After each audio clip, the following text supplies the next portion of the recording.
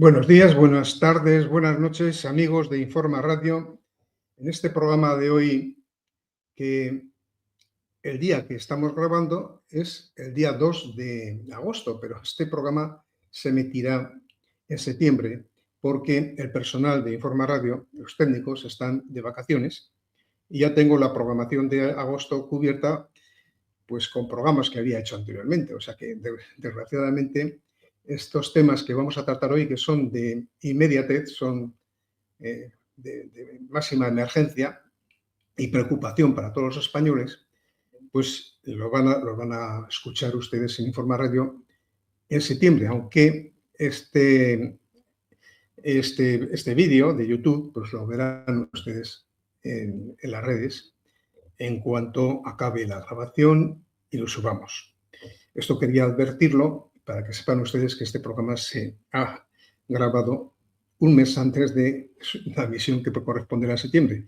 Las cosas vienen así. El señor Sánchez se ha ido de vacaciones y todo el mundo se va de vacaciones, incluidos el personal de Informa Radio. Pero bueno, hemos querido hacerlo hoy para dar una respuesta inmediata, rápida, a todo lo que está pasando.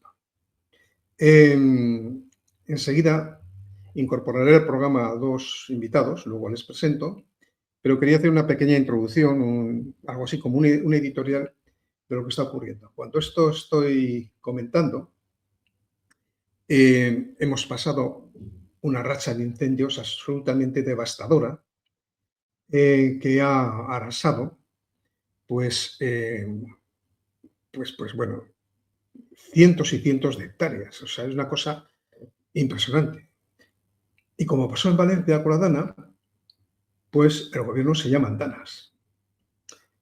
O sea que la UME no intervenía para controlar los incendios, solamente para proteger las poblaciones, pero dejaba quemarse el monte, con lo cual la devastación, el destrozo que se ha hecho en el medio natural es impresionante. Y estos hablan de economía sostenible, de preservación del medio. Todo mentira. Es que no dicen ni una verdad, ni porque les toca lotería.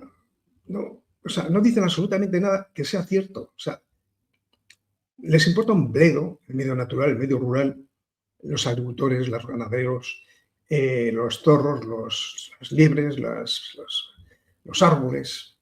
No tienen ninguna inversión en previsión. Pasan olímpicamente de las medidas para controlar y evitar que el medio natural se incendie y se acabe en cenizas.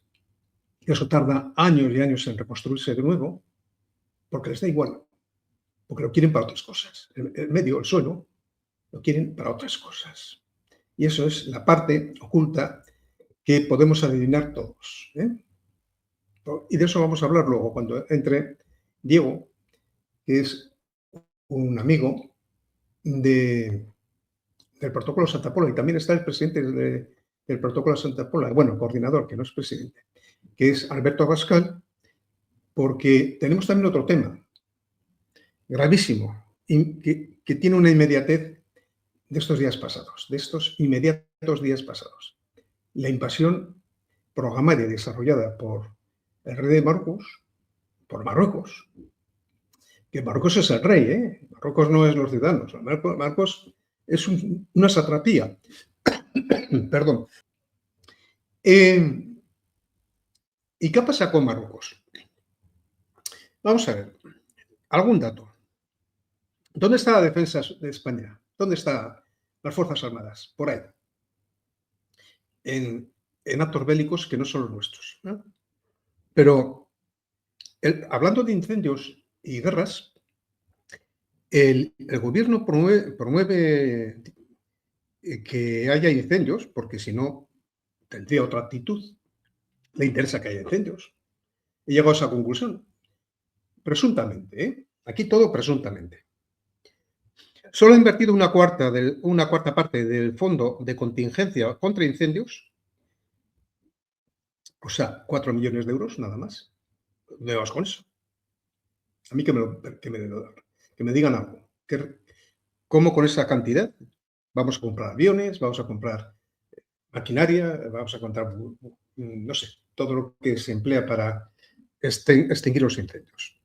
Incluso ese producto fantástico que hay ahora, ¿no? Que tiene un poder de extinción mucho más fuerte que el agua.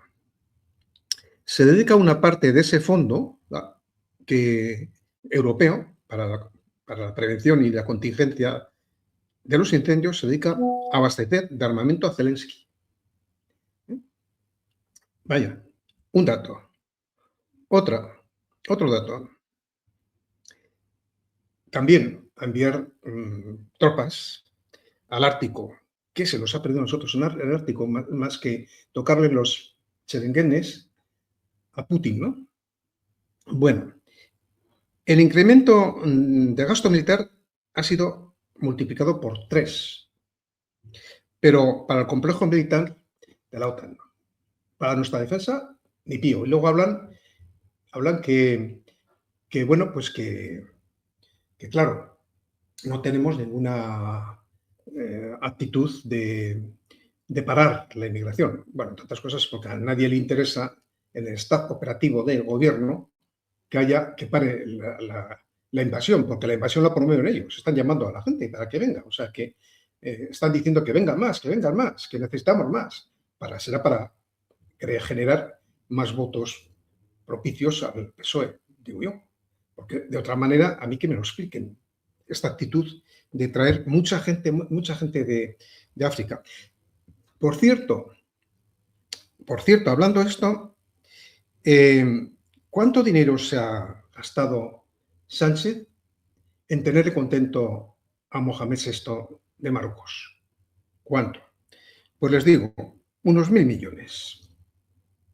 Fíjense la cantidad de prevención militar que se podría hacer para prevenir y defender por chorros traídos casi en camiones, ¿no? Bueno, sin casi, en autobuses, porque, vamos, yo lo veo muy cerca, en Vitoria ya hay más gente con vestimenta islámica que con boina. Con lo cual, el próximo Lehendakari, presidente del gobierno vasco, pues probablemente sea un señor que mire hacia la Meca. Además, lo ha dicho el propio Pradares, el Lehendakari, dice, el próximo será probablemente un árabe, hablando euskera, eso sí, lo importante es que hable euskera. Muy bien, mucha coherencia, vamos, es que hay que reconocer que han evolucionado los naturalistas, ya no son racistas, ¿eh? Parece ser que no son racistas. El caso es joder a España y destruirla. Y en eso están todos, ¿eh? Nacionalistas, no nacionalistas, en fin. Y el rey, out. ¿Se sabe dónde está? Bueno, ha dicho que no se repita. Bueno, pues no se repita, pero es que ya están aquí, ya nos han invadido. ¿Cómo que no se repita? ¿Y ahora qué hacemos? Ya han hecho la prueba, Mohamed ya ha hecho la prueba. Sabe que es posible. Sabe que cuando quiera nos meten los 70.000, 100.000, 1.000.000, nos meten y ala, volvemos a la España del 711, la España islámica. Por cierto, rodeados de traidores. El traidor conde Don Julián en el 711, que en esto de la guerra que había dentro del mundo visigodo, decían, venga, subid, venid para aquí a ayudarme. Y se quedaron, pues, 700 siglos. Os digo, 7 siglos, perdón. O en la pérdida de Cuba, Puerto Rico y Filipinas, pues lo mismo, que hizo Sagasta y el almirante Cervera, pues probablemente, eso está por probar, pero sobornaos, dejaron perder esa guerra y perder esas, iba a decir colonias, no, partes de España que eran eso que Estados Unidos se lo llevó para sí. Más tradiciones. Y así suma y sigue. Y más tradiciones lo de ahora. Esto es una tradición en grado permanente. Pero voy a decir un dato más. Y ya no me enrollo más porque quiero pasar a los invitados. Para que entendamos esto.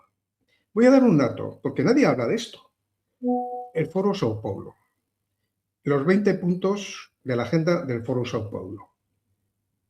Fíjense en las coincidencias. Esto en el 2019. La programación de todos esos países de narcoestados que son de ámbito poblado por sátrapas también de tipo comunista, bueno, de tipo comunista globalista, por otra parte, porque claro, este es un comunismo muy peculiar, ¿no? Pues lo tengo. Después de la pandemia, se propone desarrollar el plan estratégico de desestabilización. Desestabilización. Generar movilizaciones masivas para crear actos desequilibrantes.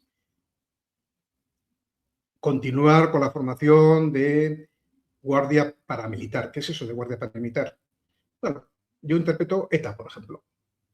Eso es la guardia paramilitar. Paramilitar, es decir, no militar, sino a favor de ciertas decisiones y estrategias. Más. Voy a pasar, porque si no es un rollo. Vamos a ver, porque hay muchas cosas.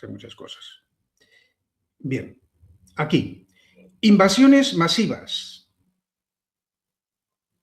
Invasiones masivas. Foro Sao Paulo. Invasiones masivas. ¿Qué es esto?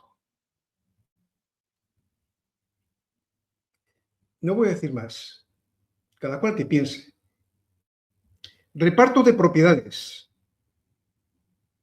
Desestabilización, invasiones, reparto de propiedades. Recordémonos que Sánchez es el presidente de la Internacional Socialista. Y no digo más. No digo más. Ustedes son inteligentes y deduzcan. Bueno, y ahí me paro. Es decir, que aquí hay cosas que suceden en el tiempo de manera concatenada. Incendios, invasión. Nadie pone ahí ninguna prevención, claro, ni una cosa ni la otra. Out. El Estado, out, fuera. No existe. Los ceutís recogidos, acogotados en sus casas, con la puerta cerrada. Y nadie aparece por ahí. Vamos, 4 tanquetas, pero esto no se puede prevenir. Los incendios se dejan allá cuidados, como la dan. ¿Y por qué? No se podía haber prevenido, haber hecho esto, bueno, pues para parar los incendios. Esas brechas que se hacen en el monte, que separan un bloque del bosque del otro. Y evitar que se trasladen las cenizas. Meter ganado, que era lo que yo vi en mi pueblo. Cuando yo era niño iba con mi abuelo a pastar las vacas y los cerdos. Que no dejaban todo, que era una maravilla. Ni matos, ni zarzas, ni nada. Nada. Con lo cual el monte, hacíamos fuego en el monte, en el suelo, pues para merendar o cenar. Y nunca había incendios, porque no había nada que quemar. ¿Vale? Esto se entiende, ¿verdad? Es así, es lógico. No, pero para estos señores no es lógico, o sí es lógico, pero tienen otros planes. Tienen otros planes. ¿Y defensa? ¿Dónde está Margarita Robles la defensa? ¿Dónde están las fuerzas de seguridad del Estado? Si se sabía que iban a hacer esto, lo decían ellos, lo decía el Mohamed el de Marruecos, lo decía. Ceuta y Melilla es nuestro. Estaban anunciándolo. Que vamos. Venga, que vengan, que entren. Como en el 711. Una vergüenza. Una puñetera vergüenza. Yo me sublevo. Bueno, voy a meter a mis dos compañeros de tertulia. Diego, por aquí.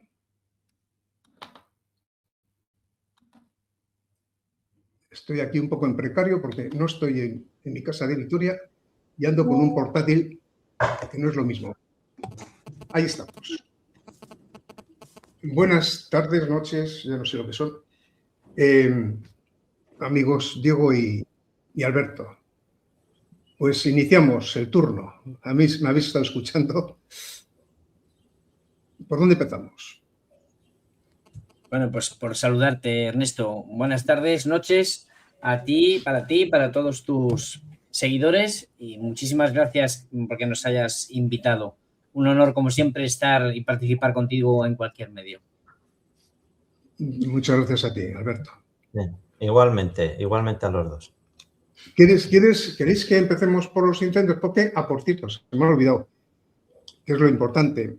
Diego tiene una trayectoria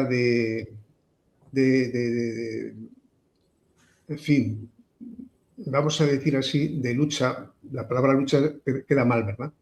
De trabajo con el tema de defensa del ámbito rural. Es ingeniero de montes y todo lo que se refiere a la preservación del medio y a la defensa del ámbito rural, él lo conoce perfectamente, de lo mejor que nosotros otros dos.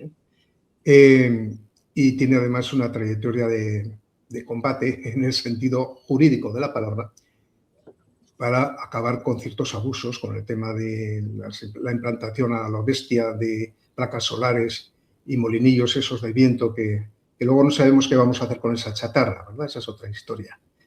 Y con los aceites que despiden los motores de esos cacharros y tal. Pero bueno, eso claro, preservación del medio natural, que ellos hablan de la sostenibilidad y no nos dicen que vamos a hacerlo cuando acaben estos aparatos de funcionar, ¿qué se va a hacer con ellos? Bueno, Diego, háblanos un poco, por favor, de tu experiencia en este campo. Vamos a ver. Buenas tardes a todos los que nos escuchen. Ernesto, fíjate que has hecho una introducción en la que te has ido a referir al año 700. O sea, vamos a estar aquí, no sé, media hora, una hora. ¿Qué vamos a poder hablar desde el año 700 en una hora? O sea, has tocado temas que pueden estar todos relacionados, yo creo que sí que lo están, pero son de tal trascendencia en sus implicaciones que si no conseguimos desglosarlos a nivel de escala, nunca vamos a poder entender qué es lo que está pasando. Entonces, me has introducido diciendo que soy ingeniero de montes, es correcto. Has dicho que he estado o que estoy en lucha, bueno, un ingeniero de montes está capacitado no para luchar contra la instalación de una energía u otra, sino para que, siguiendo lo que en este caso, hablando de la implantación de las renovables que están sujetas a impacto ambiental, pues para evitar que, ojo, respetando la soberanía que tiene un propietario para poder defender su propiedad, pues respetando esa soberanía, porque es propietario, tiene el dominio total de esa propiedad, pues pueda decidir si le interesa o no que se monte una instalación en su propiedad. Si no le interesa, pues luchar para que no le interese, y si le interesa, pues bueno, intentar que se haga de una manera que sea lo más acorde no solo a la legalidad, sino al entorno que rodea la instalación. O sea, no me voy a meter en la soberanía energética, no me he metido nunca. Tengo mis opiniones, pero no voy a hablar de eso. Para poder centrarnos y que lo que pueda, digamos, explicar a nivel de desglose pueda hacer que esta charla de poco tiempo genere algún tipo de argumentario para que la gente piense sobre eso, ¿qué es lo que voy a utilizar? Pues voy a utilizar al monte comunidad administrativa y al monte comunidad ecológica. Entonces, en ese sentido, como íbamos a hablar hoy de incendios y han acontecido otras cuestiones, pues bueno, voy a utilizar el monte para relacionar todo desde esos 700, desde ese 700 al que has hablado. Aquí podríamos sacar tesis, conferencias, libros, o sea, pero ojo, pero porque estamos rompiendo un paradigma. Y es lo que yo voy a intentar que la gente recapacite. Tanto para que, no para que lo critique o lo aplauda, sino para que piensen en ellos mismos, por sí mismos. El monte, los incendios. Llevamos tiempo viendo cómo, bueno, pues de una manera desoladora está habiendo incendios forestales en España. Estábamos ya siendo avisados por los propios forestales, por los propios ingenieros de montes de los servicios forestales de la administración, de que, según la estadística, estaba empezando a haber un porcentaje de incendios no mayor, pero sí un porcentaje de incendios grandes mayores. ¿De acuerdo? Lo que un ingeniero de montes llama megaincendio. No incendio de sexta generación. Y voy a explicar aquí un matiz para que la gente piense sobre ello. Porque un ingeniero de montes, que es un técnico formado en ciencia, no dice incendio, no puede decir incendio de sexta generación y sí megaincendio. No vamos a entrar en cómo se nos está intentando malversar el lenguaje desde hace siglos, porque no terminaría. Vamos a este paso concreto. ¿Qué es una generación? ¿De dónde viene la palabra y el significado de generación? Pues no hace falta explicarlo, todo el mundo lo puede ver, pero generación, desde un punto de vista biológico, porque ese es su verdadero significado, requiere de, digamos, el parir y el sustituir. Y la obligación de todo individuo dentro de una especie es permitir que su especie sobreviva. ¿Cómo sobrevive? A través de la sustitución de unas generaciones por otras. O sea, las generaciones pueden sobrevivir conjuntamente, coetáneamente, durante una temporada, mientras ese procedimiento de generación, que es parir, cría, enseñanza y sustitución, pues mientras ese procedimiento acontece. Pero una vez que una generación, digamos, coge la batuta, hace que la otra ya no tenga sentido, de hecho, desaparece. Bueno, desde ese punto de vista, ¿qué sentido tiene hablar de incendios de primera, segunda, tercera, cuarta, quinta y sexta generación? Si según los propios que se han inventado esa entelequia, todas ellas coinciden en el tiempo a lo largo de los años. En un mismo incendio, o en España, en estos incendios ha podido haber incendios de primera, de tercera y de sexta generación, según la definición que ellos hacen. Y aquí es donde quiero que la gente piense. Una de las cuestiones que se está intentando sustituir desde que el ser humano se inventó lo de liberté, égalité y fraternité es los principios que tienen que ver con nuestra cultura, que también es credo en muchas personas, que es la cristiana católica. ¿Por qué lo digo? Porque la generación, como hemos visto, tiene un sentido biológico y de sustitución. Un técnico, un ingeniero de montes, no puede hablar de generación en incendios. Habla de tipificación o clasificación. Incendios de mayor entidad, de menor entidad y, en este caso, megaincendios.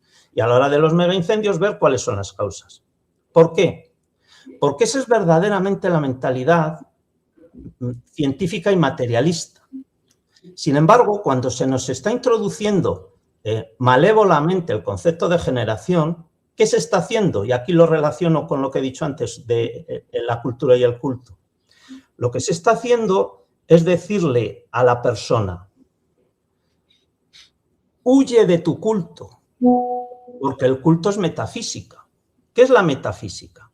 La metafísica lo que hace es sustantivar aquello que no ves o que en principio no es sustantivable. Tú coges una cosa que teóricamente no puedes tocar y le das características físicas de ser tocable, las sustantivas.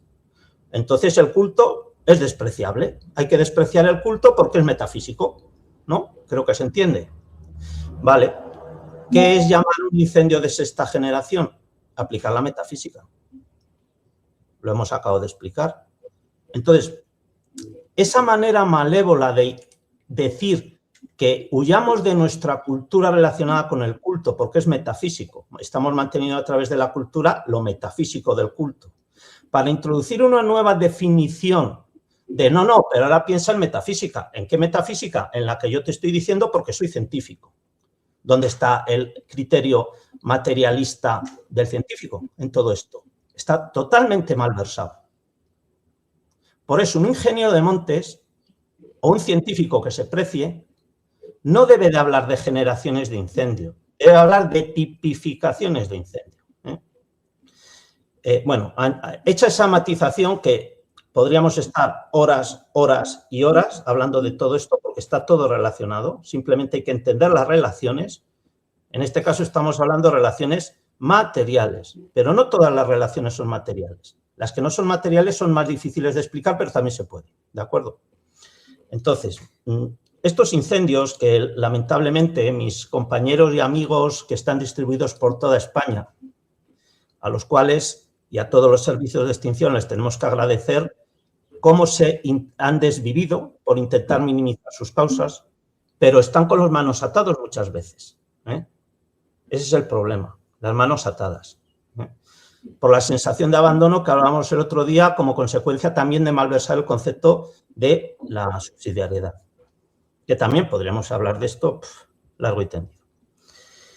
¿Qué es lo que está pasando con estos incendios? Pues mira, si hacemos una superposición de las zonas incendiadas con una, digamos, división administrativa de los montes, que los españoles normalmente no saben que existe, y que se llama montes de utilidad pública, si hacemos una superposición de zonas quemadas con montes de utilidad pública, podemos intentar deducir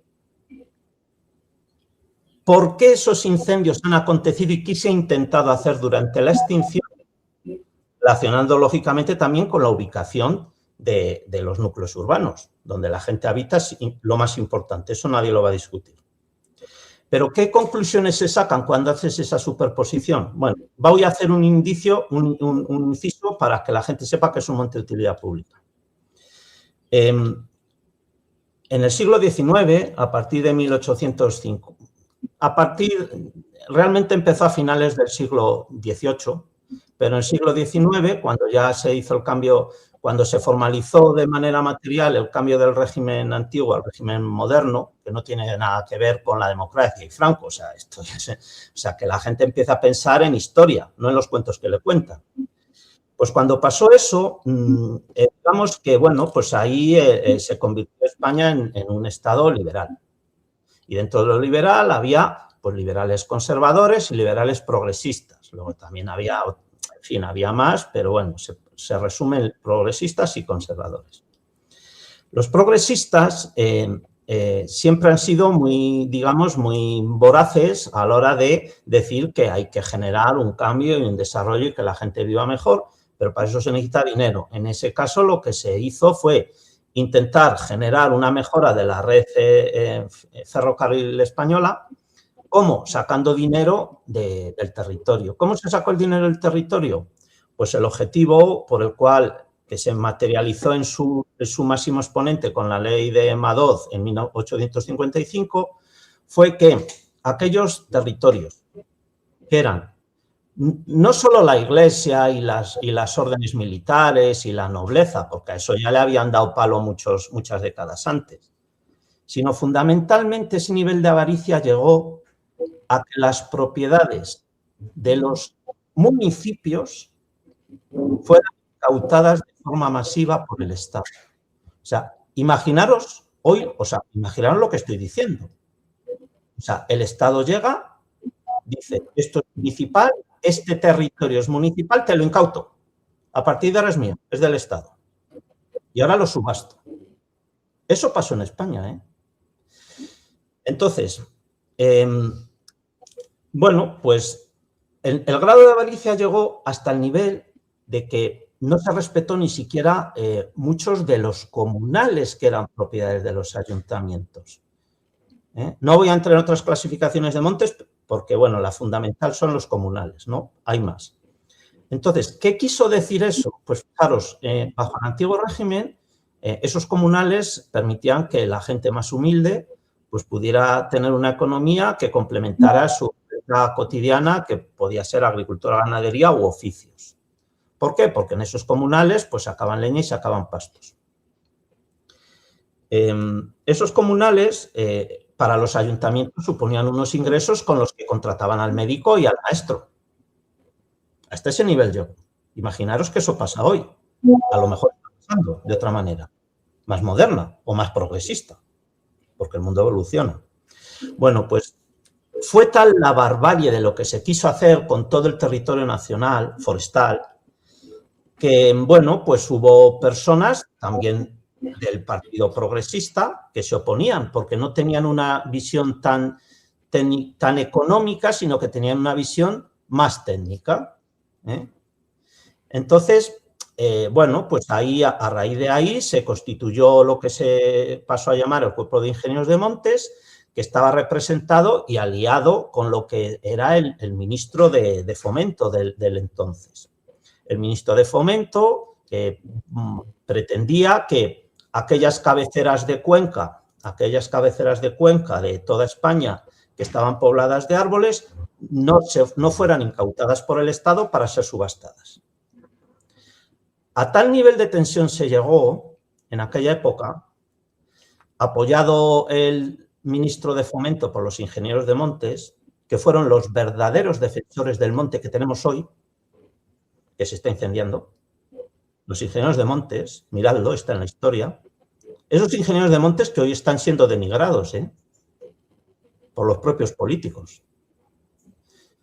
Bueno, pues a tal nivel llegó que a los ingenieros de Montes se les dio muy pocos plazos de meses para poder definir en toda España, y había que ir andando y en mulo, qué zonas había que proteger, de qué zonas no se iba a incautar el Estado. ¿Por qué? Porque sí que existía el concepto desde la antigüedad que si se quitaba la vegetación de las zonas de alta montaña, se generaban tales daños a las poblaciones y a los territorios agrícolas más abajo, que eso, bueno, pues, a ver, que nuestra avaricia no nos haga volver a cometer ese error. Eso pasó.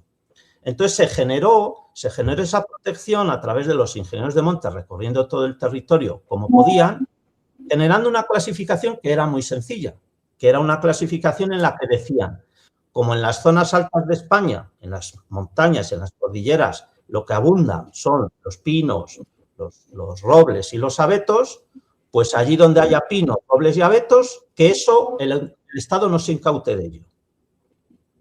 Bien. Pero la avaricia era muy grande, porque, por ejemplo, el abeto era una especie muy productiva, que la teníamos fundamentalmente en los Pirineos y en Grazalema, en la zona de Cádiz. Era una especie muy productiva, muy valorada. Bueno, pues cuando ya estaba más o menos todo eso acordado, el ministro de Hacienda, que también era progresista, pero era de la rama económica, pues lo que consiguió es que los abetales salieran de esa protección. Tal fue la decepción moral que tuvo el ministro de Fomento, Lusán en gallego, Luján en castellano, se apellidaba, que dimitió. ¿No? Fijaros, dimitió por no conseguir defender su patria frente a una agresión que era brutal. Y ojo, no es que no la consiguiera defender, porque el catálogo de montes de utilidad pública que surgió de todo eso, por eso estoy haciendo el inciso, que la gente sepa qué son los montes de utilidad pública, que requieren una especial protección, pues ese catálogo sí que protegió las zonas de pinares y las zonas de robledales, pero no consiguió defender las zonas de abetales. Podríamos hablar de esto. Entonces, eso supuso la dimisión del ministro de Fomento, por principios. Igual que hoy, ¿no? Igual que hoy, que me debo a quien me designa. Bueno,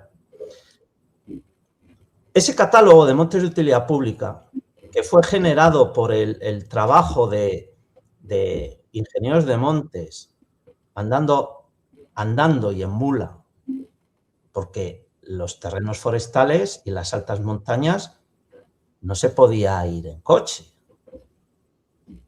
A esos ingenieros la población les apoyó, les ayudó. porque trabajaban por lo mismo, por defender su territorio. No solo la unidad administrativa que se generó con el catálogo de montes de utilidad pública, sino su propiedad, que podía ser municipal, pero que para ellos era de ellos. Y el municipio lo que hacía simplemente les representaba, ¿no? Les gestionaba, les representaba. Bueno, pues ese catálogo de montes de utilidad pública, que está en vigor y que fue modificado, que empezó en 1959, pero que luego sufrió alguna modificación y que finalmente pues, se determinó sobre 1896, terminó de definirse, ¿no? Y de rectificarse. Estaba hablando del siglo XIX, finales del XIX. Bueno, pues ese catálogo de montes bueno, pues que tenían esta protección es el mismo catálogo de montes de utilidad pública que hay hoy. Montes que está gestionando la administración con muchos compañeros míos que cuando ven que existe un riesgo inminente sobre ese monte, se dejan la vida por intentar que no se destroce. Yo tengo amigos que han muerto en labores de extinción y tengo amigos que estando de vacaciones las han dejado para ayudar a otros compañeros de otras zonas que lo estaban pasando mal. Y eso la gente no lo sabe. Eso lo hacen los ingenieros de montes porque defienden un patrimonio español creado para salvarnos de las desamortizaciones de los liberales, progresistas sobre todo. ¿Qué es lo que está pasando cuando tú analizas lo que he dicho al principio, que voy a hacer esa comparativa? Cuando tú analizas esas zonas quemadas y las comparas con lo que son las superficies de montes de utilidad pública, pues se pueden sacar conclusiones muy interesantes. Se puede ver como, por ejemplo, hay algunos casos en los que han conseguido conducir el incendio para que no fuera contra los montes de utilidad pública. Ha habido casos en los que han intentado que el monte de utilidad pública no sufriera y no han podido. Y entonces, cuando ya el incendio se ha salido del monte de utilidad pública, han dedicado los recursos a otras cuestiones y no les ha importado que se quemaran zonas de menos valor ecológico, pero generaban el frente en otra zona donde podía haber montes de utilidad pública más cercanos. El objetivo del ingeniero de montes es salvar el patrimonio natural de mayor valor ecológico, los montes de utilidad pública. Y creedme que si hablas con un ingeniero de montes, eso lo tiene en vena. Eso es el ecologismo, no todas estas chorradas que nos están vendiendo hoy. Eso es el ecologismo de verdad. Y esos son los profesionales que defienden el ecologismo. Bravo por ellos. Entonces, podíamos analizar, y de hecho he hecho ahí un documento donde el incendio de los Gallardos, los incendios de Ávila, los incendios de Madrid, podríamos hacer una superposición, no terminaríamos, voy a ir resumiendo para llegar a las conclusiones. Esos montes de utilidad pública, que en alguna zona, pues por ejemplo en Ávila, ha sido un desastre, lamentablemente no los han podido salvar. En Ávila fue el incendio que se provocó por un coche híbrido. Se puso a arder de manera espontánea. ¿Fue un incendio provocado o intencionado? Esta es una gran confusión, como os he dicho antes. El querer hacer metafísica con todo para que nuestro cerebro colapse es una estrategia que se lleva haciendo siglos. Pues mirad, os lo resumo muy fácilmente. El 100% de los incendios son provocados. ¿Por qué? Analiza los clásicos. ¿Tienen causa? Si tienen causa, son provocados. El 100%. La cuestión no es si son provocados. La cuestión es cuál es el fin por el cual un incendio se genera o un incendio no se consigue apagar. La menor parte de ellos son incendios provocados por causas de hacer el mal por hacer el mal. Puede haber intereses que normalmente son lícitos y que generen incendios. pero el 99,9% de las personas no genera un incendio para hacer el mal. El mal lo genera alguien que está diabolizado o un enemigo de España que utiliza un incendio como un arma geoestratégica. ¿Acaso los reyes del norte de España no utilizaban Castilla como el incendio en Castilla como arma estratégica para que los musulmanes, se decía, tierra arrasada, ¿no? Para que no pudieran tener defensa, para que no pudieran tener alimentación? El incendio siempre se ha utilizado como un arma de guerra. Y hoy también. No quiero decir que se esté utilizando, pero hay que pensar que se puede utilizar. Siempre ha sido así.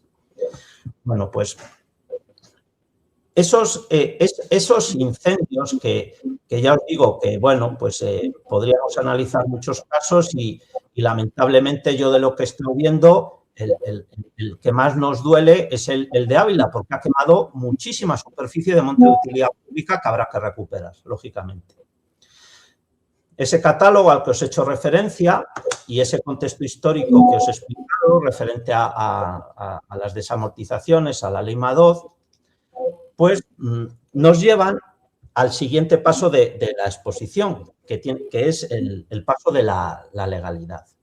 Porque todas estas propiedades y toda esta ecología que refieren los montes se llevan gestionando desde la antigüedad. Yo el año pasado, a costa de los incendios de León, me pidieron en la zona más forestal de toda España, en el corazón de la zona más forestal de toda España, que es la Sierra de la Demanda, que diera una ponencia sobre los incendios. Y la ponencia se tituló Los montes y el bien común. Y ahí expuse cómo, pues ya desde documentos que tenemos del siglo XIII, hablaban de cómo se protegían los incendios por la monarquía hispánica. Muy interesante todo lo que se dijo en esa ponencia. Pero hoy la legislación, que ha ido evolucionando, pues digamos que tiene una serie de patas y ahora relacionamos también todo esto con la evaluación de impacto y las energías renovables que se están instalando sobre el territorio. Las patas fundamentales de la legislación tienen que ver con la ley de montes, es la ley 43 de 2003, la nacional. Yo estoy en Castilla y León, es la 3/2009 en Castilla y León. Y luego la ley de evaluación ambiental, que es la que regula pues, todas estas afecciones que se pueden generar al medio ambiente y al medio natural desde un punto de vista de impacto, ¿no? Que es la ley 21/2013, la ley de evaluación de impacto ambiental nacional. Y finalmente, por hacer un resumen muy resumido, tenemos el Real Decreto Ley del 7 de 2026 de marzo de este año que aprueba el Plan Integral de Respuesta a la Crisis de Oriente Medio, donde, digamos, remarca qué tipo de instalaciones de energía renovable se deben de tramitar por la vía de la urgencia. Que eso ya está aprobado, aunque está recurrido. Entonces, ¿por qué he relacionado estos tres cuerpos legislativos? Porque fijaros, de cara a los incendios, la ley de montes es bastante dura porque protege durante 30 años toda zona que se incendie respecto al cambio de uso. Sobre esto se están diciendo muchas bobadas. Porque dicen, no, pero es que tiene unas excepciones y tal. Sí, bueno, pero a ver, las excepciones, digamos que si no son infinitas, no son infinitas y las excepciones están matizadas y no permiten que se cometan barbaridades. Hay que entenderlo más desde el punto de vista del cambio del uso del suelo. ¿Por qué? Porque la ley nacional, ¿qué es lo que dice? Que el cambio del uso del suelo, el periodo de protección para el cambio del uso del suelo, o sea, de forestal, agrícola, por ejemplo, pues lo establecen las comunidades autónomas. En Castilla y León, por ejemplo, se ha considerado que 20 años es suficiente. ¿Pero eso qué quiere decir? Pues que en el momento en el que estamos, que llevamos ya pues, más de 20 años abandonando el territorio, hay muchas zonas que están en esa franja que pueden llevar abandonadas agrícolamente o de pastos pues 20 años o un poco menos o un poco más. Si un terreno se abandona durante 20 años, inmediatamente pues es un terreno que ya se considera forestal y que a los efectos jurídicos se considera forestal y que si se quiere que cambie de uso otra vez a agrario, pues requiere un proceso Requiere un proceso que está protegido por la ley de montes porque está regulado. Pero, ¿qué es lo que pasa? Fijaros, si yo tengo un terreno que solo tiene 15 años de abandono, que está hecho un Cristo, en 15 años ya da tiempo para un Cristo, y allí pues me entero que alguien quiere poner una instalación de pues, unas placas solares. Pues se pueden dar dos acciones que son boomerang. Se puede dar la acción de que quien desea montar ese parque solar diga, uff, podría ser interesante que de cara a nuestra gestión ambiental, la gestión ambiental, digamos que no te permite que montes un parque eólico en terreno forestal por la gran deforestación y daño al suelo que vas a hacer, pero en un suelo agrícola sí. Ahí no tienes problema, desde un punto de vista ambiental. Bueno, pues oye, vamos a intentar que no pasen estos 20 años. ¿Podría surgir un incendio provocado con mala intención con esa causa? No digo que suceda, digo que podría surgir. Pues sí, pero a la viceversa igual. La persona que es el dueño de ese terreno podría provocarlo también si han pasado más de 20 años o no han pasado también para todo este tema de envidias, egoísmos, te voy a fastidiar, me quieren quitar el terreno. A veces los incendios se producen por causas que no son racionales. Entonces, en ese sentido, no es que esté mal hecha la ley, pero sí que tendríamos que adaptarla y mejorarla un poco para que todas estas cuestiones que pudieran ser estratégicas sobre el territorio, ojo, estratégicas, porque lo que se está invirtiendo en el territorio, en estas energías, el dinero viene de fuera en muchos casos, bueno, pues mejorar esa defensa para evitar riesgos y bueno, pues en fin, que no se generen, que no haya la más mínima duda que si se tiene que hacer algo se haga ajustado a derecho sin que haya maldad por el camino. Que eso es lo que yo intento hacer cuando me contratan para estos temas que has comentado. Bien. Pero eso tiene que ver con la parte de la ley de montes, que, bueno, el cambio de uso y algo bueno, que yo pienso que sí que habría que darle una vuelta, a estudiar ese cambio de uso y a cerrar puertas hacia la maldad en ese sentido. Pero, por otro lado, os he dicho que está la ley ambiental, que, bueno, pues la ley ambiental es bastante, digamos, la ley ambiental es bastante laxa, porque está permitiendo que se generen estudios de impacto ambiental sin ningún criterio, bueno, ojo, depende de quién los haga, pueden tener criterios técnicos y científicos muy elaborados y otras veces no tienen ninguno. Y da vergüenza analizar un estudio de impacto ambiental. O sea, yo he visto estudios de impacto ambiental que es que no hay por dónde cogerlos. ¿Por qué? Porque se está permitiendo que los hagan personas que no tienen preparación o porque han recibido órdenes y como se deben a quien les designa, pues de hacer las cosas de una manera que es incorrecta. Pero es verdad que se están haciendo también estudios de impacto ambiental muy buenos, tenemos de todo. Pero la formación a las personas que redactan estudios de impacto ambiental y la supervisión de los mismos por parte de la administración tendría que ser mucho más exhaustiva. ¿Por qué? Tenemos el caso Varo Olaria y las barbaridades que querían cometer en Teruel. Que eso, cuidadín con el momento en el que está ahora. Era una auténtica barbaridad y además había un informe por los servicios forestales de la zona de Aragón que decían que no se debía de hacer aquella barbaridad. Fijaros dónde ha acabado, con corrupción por medio y todo el escándalo que hay. Bueno, pues en ese sentido la legislación ambiental no es que sea mala, pero la formación y la supervisión de estos estudios yo creo que tendría que ser más profesional. Y esto tiene que ver con lo que os he dicho antes. Un científico, un técnico, tiene que ser materialista en su análisis, no metafísico. La metafísica la tenemos que guardar para otras cuestiones de la vida que tenemos que analizar bajo otros principios. Que algunos consideran que no tienen importancia, otros sí. Vale, pues ya está, respetémoslo. Pero no debemos, si alguien nos aplica la metafísica para hacer análisis materialistas, ojo, es un sofista, os está engañando. Y además es uno de los peores sofistas, porque es la estrategia del sofista que se vende como salvador del mundo cuando te la está clavando por detrás. ¿Y para eso qué utiliza? Las buenas palabras, el ayuda a los demás. Ese es el peor sofista. Si tu cerebro no está preparado para detectarlo, mira, fíjate lo que me pasó a mí. ¿Me permites que lo introduzca? Es que no sé si... Creo que en 15 minutos voy a terminar. ¿Me permites un inciso de 1 minuto? Sí, claro. Sí, sí. Bueno, a mí me gusta mucho la historia y estaba analizando, pues bueno, un archivo histórico de España, que son, por cierto, también quiero romper una lanza a favor de todos los profesionales de la archivística española.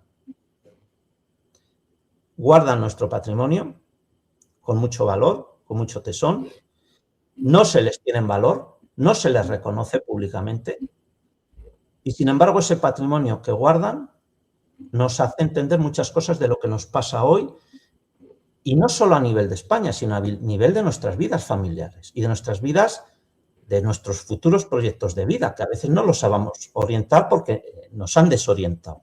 Bueno, pues estaba en un archivo de estos y estaba hablando con una persona que es farmacéutica. Yo soy ingeniero de montes, ella farmacéutica, estamos hablando del clima, bueno, se establece en conversación, oye, pues el clima, tal, ¿qué está pasando? Oye, ¿cómo consideras esto? ¿Tú qué piensas? Tal. Y era una conversación particular de 2 personas. Y se nos introduce una persona, sin pedir permiso, y va y nos dice, porque no me negarás que una dieta vegana es más sostenible que una dieta carnívora.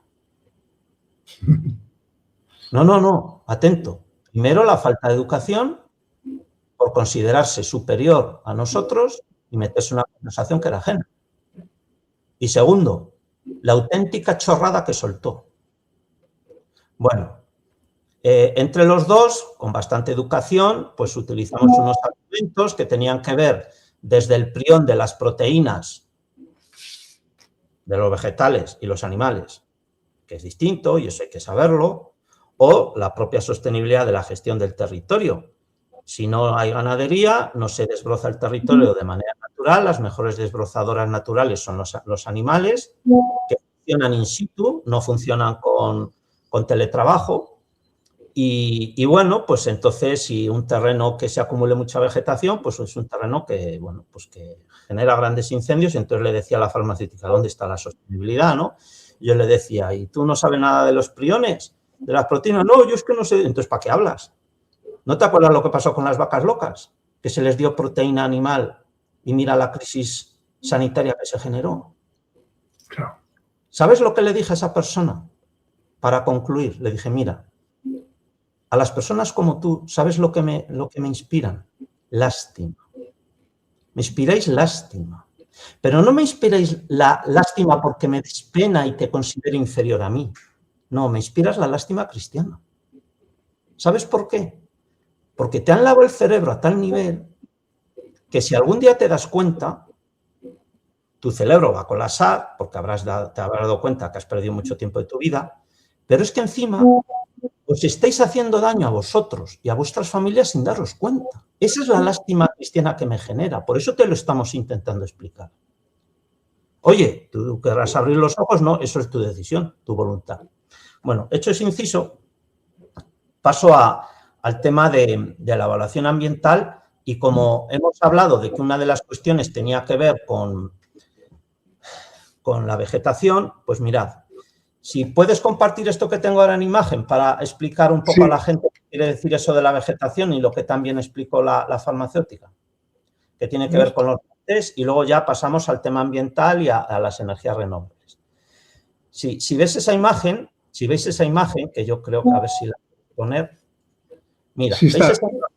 Pues mirad, esa imagen es, a la izquierda veis un monte, debajo hay unas fincas agrícolas, a la izquierda veis un monte fotografiado en 1945. A la derecha veis ese mismo monte fotografiado en el año 2025.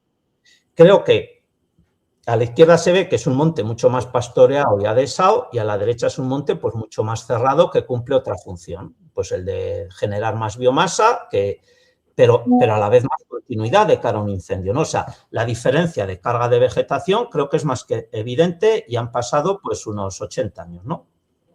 Bueno, pues fijaros, uno de esos amigos, ingenieros de montes, funcionarios que se dejan la vida en la defensa de los montes de utilidad pública y toda la propiedad forestal en general, tiene una frase que a mí me gusta mucho, que nos viene a decir, con la materia vegetal de hace 60 años y el clima de hoy, no habría mega incendios, no incendios de sexta generación, como expliqué antes, no habría mega incendios.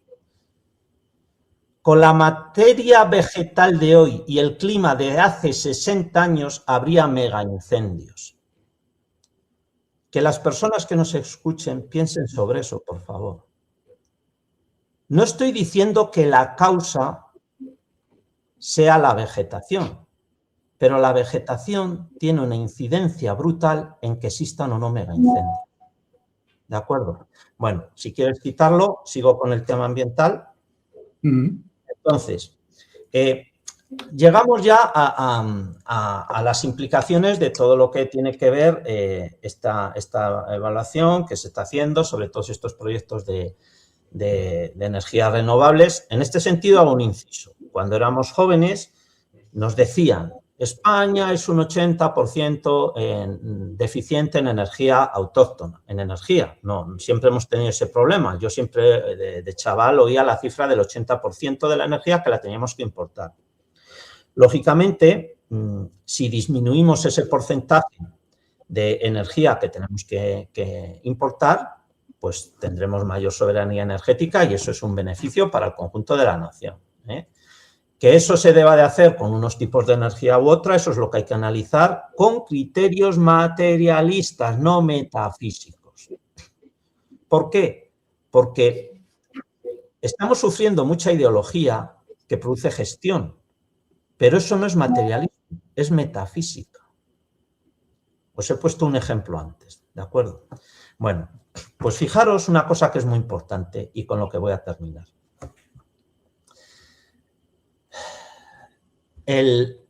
Esta ley, este decreto ley del 726 sobre el plan integral para la respuesta a la crisis de Oriente Medio, que está bien en principio la filosofía, o sea, la intención es buena, lógicamente, eso no se puede discutir. Pero este plan, pues bueno, fijaros que en su priorización a la hora de decir qué tipos de proyectos van a ser prioritarios para que las administraciones los tramiten con más velocidad, a la hora de dar las garantías ambientales a los ciudadanos durante los procedimientos de información pública, que son cuando pueden alegar para que el daño patrimonial o ambiental sea menor, por eso se dice que son de gestión urgente, de vía urgente, pues se introducen cuestiones como lo siguiente, y ahora voy a leer. Parte de estos proyectos que se declaran de urgencia por razones de interés público, pues son proyectos que se sitúen íntegramente en zonas de sensibilidad ambiental baja. ¿Qué quiere decir sensibilidad ambiental baja? Lógicamente, un monte de utilidad pública no es una sensibilidad ambiental baja. Eso nadie lo va a discutir. Por lo tanto, si se están incendiando zonas donde hay montes de utilidad pública, no podemos decir que haya una maldad para generar proyectos de energías renovables. Pero aquí es donde está la otra. ¿Cómo se definirán, según este Real Decreto, las zonas de sensibilidad ambiental baja? Escuchad a lo que voy a leer, Por orden de la persona titular del Ministerio para la Transición Ecológica y Reto Demográfico. ¿Y la evaluación ambiental? ¿No sale perjudicada porque estamos dando una, digamos, prioridad y una urgencia y una rapidez a todo un proceso de generación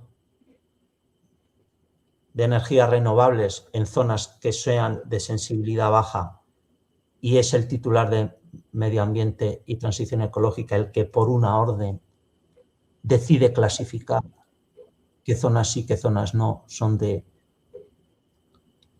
sensibilidad ambiental baja? Fijaros en el matiz, Entonces, en aquellas zonas donde existen y la mayor parte del terreno que coincide con superficies quemadas no son zonas de sensibilidad ambiental baja, bien porque se ha conseguido dirigir el incendio hacia ellas para salvar las zonas de sensibilidad alta, dígase monte de utilidad pública, u otro tipo de protecciones, que también hay más, ¿no? Hay más protecciones que los montes de utilidad pública. O dígase porque ni siquiera había monte de utilidad pública, pero el incendio surgió ahí y, bueno, veremos las causas. Veremos las causas que determinan el sector forestal, ¿no? Que hay bastantes buenos investigadores. Pero en esas zonas de sensibilidad forestal baja, pues se pueden acelerar los procesos de evaluación ambiental para la instalación de energías renovables. Pero fijaros, os voy a leer más. También serán proyectos energéticos preferentes aquellos que hayan sido declarados en el plan de desarrollo de la planificación de la red de transporte de energía eléctrica. Pero es que aquí hay una muy importante que hay que entender de la evaluación ambiental. Cuando se hace una planificación del tipo que sea, la evaluación ambiental no solo protege el proyecto concreto, o sea, el parque eólico, la planificación ambiental también protege el plan estratégico, o sea, un plan debe de estar protegido ambientalmente por un procedimiento ambiental que se llama el estudio ambiental estratégico. Bajo un plan se pueden hacer muchos proyectos. Cada proyecto puede estar sujeto a una evaluación ambiental de ese proyecto para determinar sus valores ambientales y si puede ese proyecto realizarse o no por tema ambiental. Pero es que el plan que da soporte a todos esos proyectos también debe de ser sujeto a evaluación ambiental estratégica. Y fijaros aquí donde está, digamos, la malversación de las palabras. Lo que por lógica es estratégico siempre es un plan, ¿no? Sin embargo, aquí se determina y se llama a estos proyectos estratégicos. Lo que es estratégico es el proyecto. Lo que es estratégico es el proyecto, no el plan.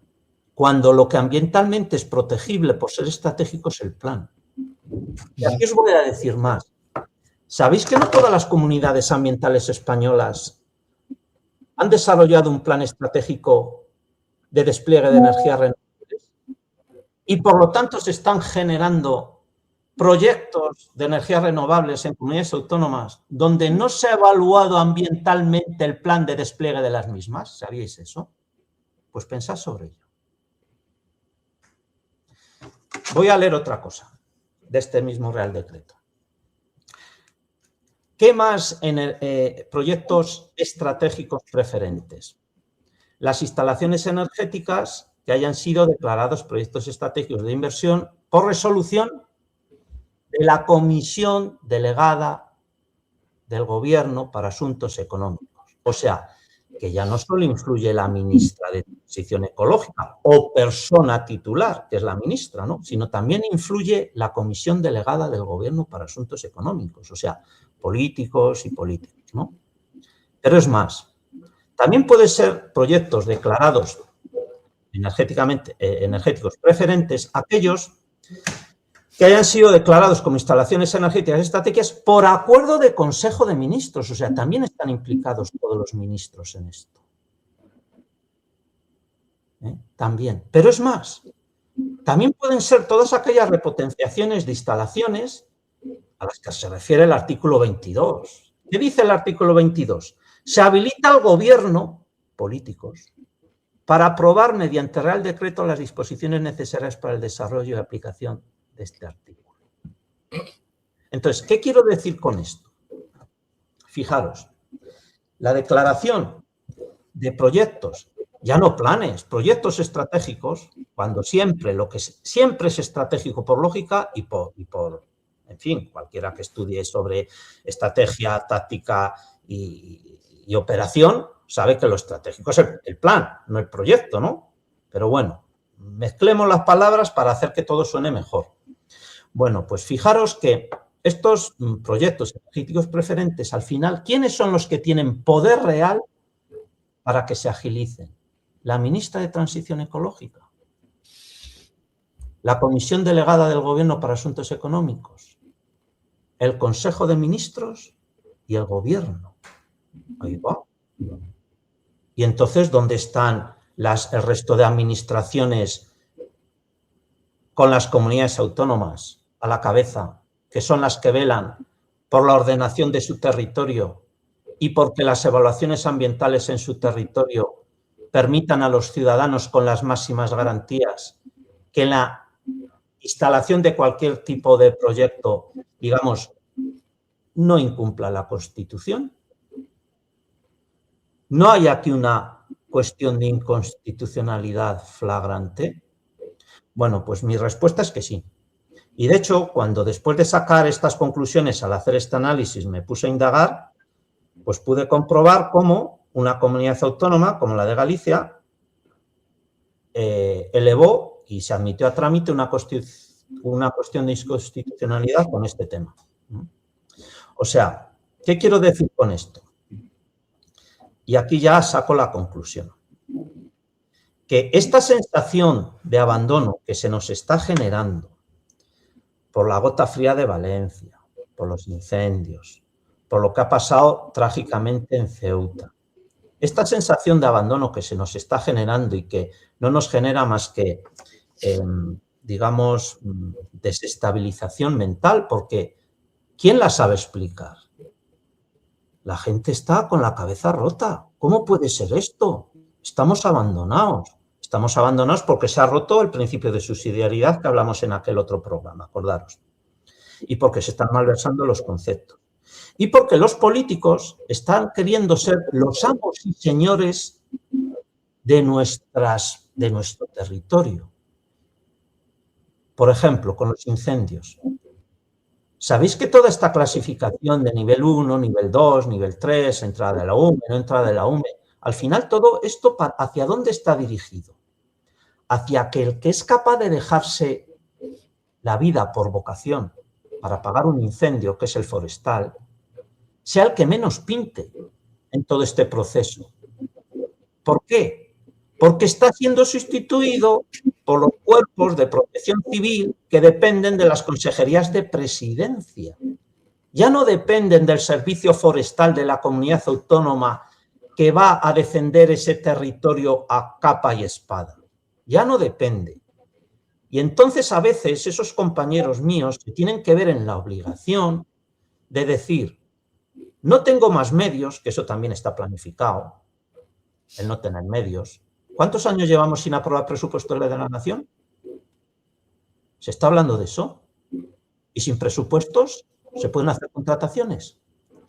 ¿Qué tipo de contrataciones se pueden hacer y cuáles no? ¿Se está hablando sobre eso? Entonces, ese compañero que se está dejando la vida en ese incendio para intentar que el monte no se queme y como consecuencia de eso el incendio no llegue a las casas, cuando tiene que retranquearse porque no le queda más obligación, porque el político le mete tal presión que le dice, a partir de ahora, protección civil, tú pasas al segundo término, que se queme el monte. No es importante, se ha dicho, ¿no? Hemos triunfado porque nadie ha muerto.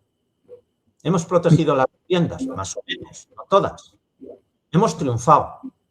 Entonces, la dignidad de la persona de decidir dónde quiere dejarse la vida o no, en la lucha contra algo injusto, eso es un triunfo.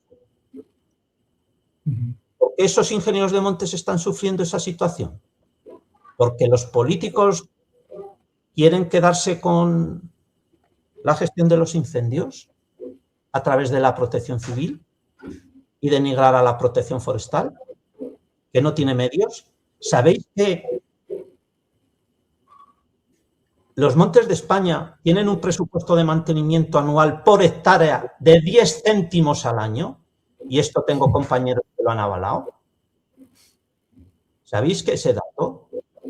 Bueno, pues mirad, toda esta situación de desamparo que nos está aconteciendo, que la gente está sufriendo y no sabe cómo explicar, y que acabamos de sufrir muy lamentablemente otra vez en Ceuta, lo que no tiene que generarnos es ni desánimo ni cabreo con nuestros conciudadanos ni con nuestras instituciones. Ese es el objetivo que quieren.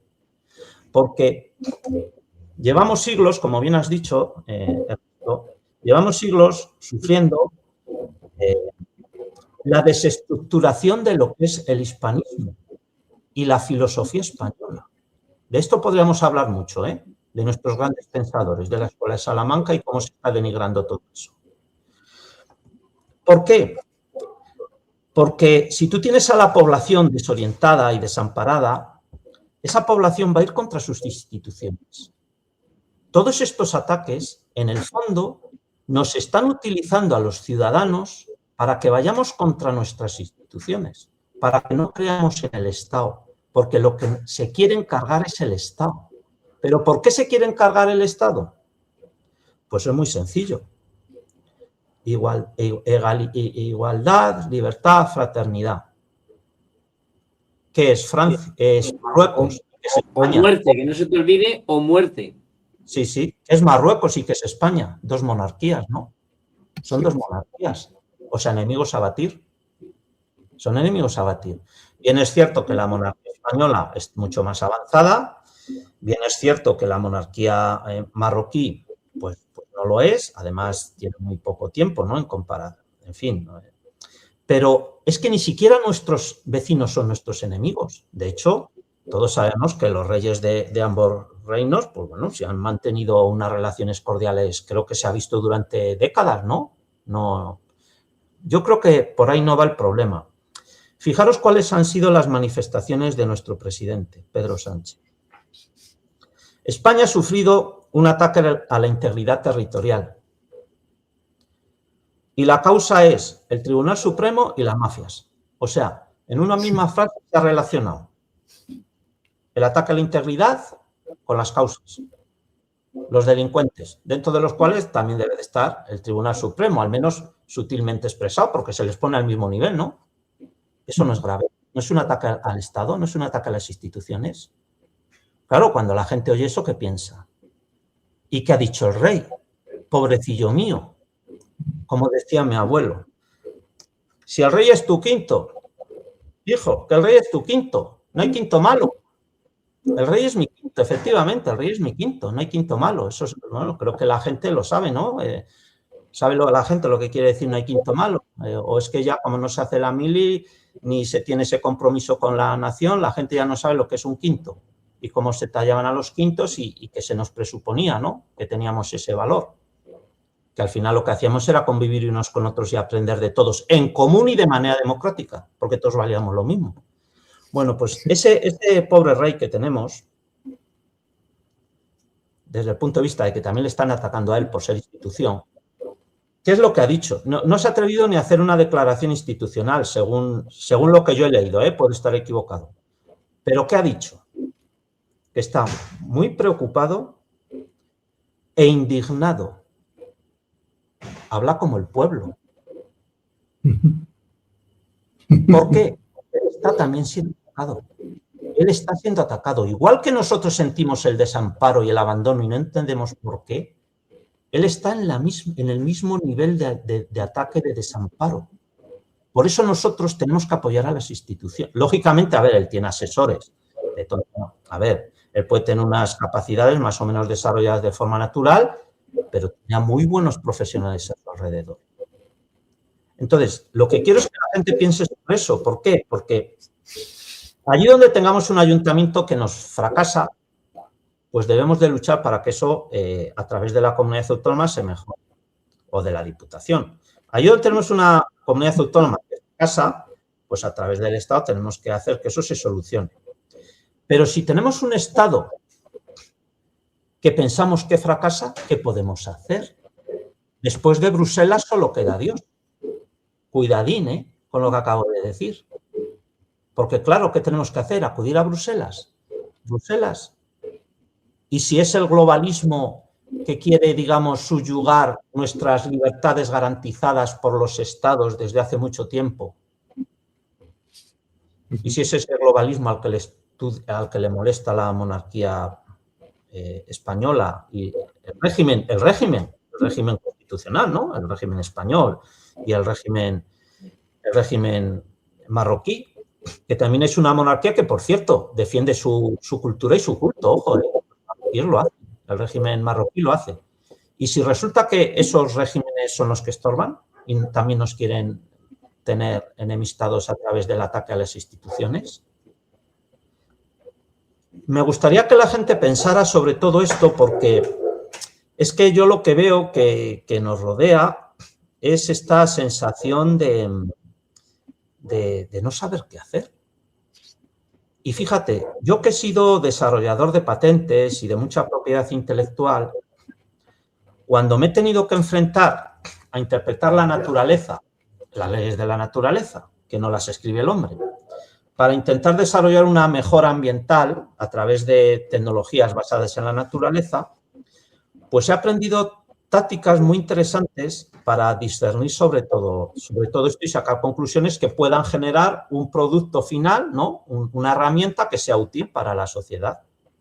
Pero cuando nos regimos a la hora de analizar lo que no es la naturaleza, sino que son las normas que redactamos los humanos, en este caso las leyes positivas que nos damos a nosotros mismos a través de la Constitución, las leyes orgánicas y todo esto, estos reales decretos, estas leyes y tal, ahí fijaros que ¿cuál es el problema en saber analizar eso para sacar conclusiones? En principio no debería de haber ninguno, porque si las normas las hemos escrito nosotros, la capacidad de interpretación, eso es relativamente fácil.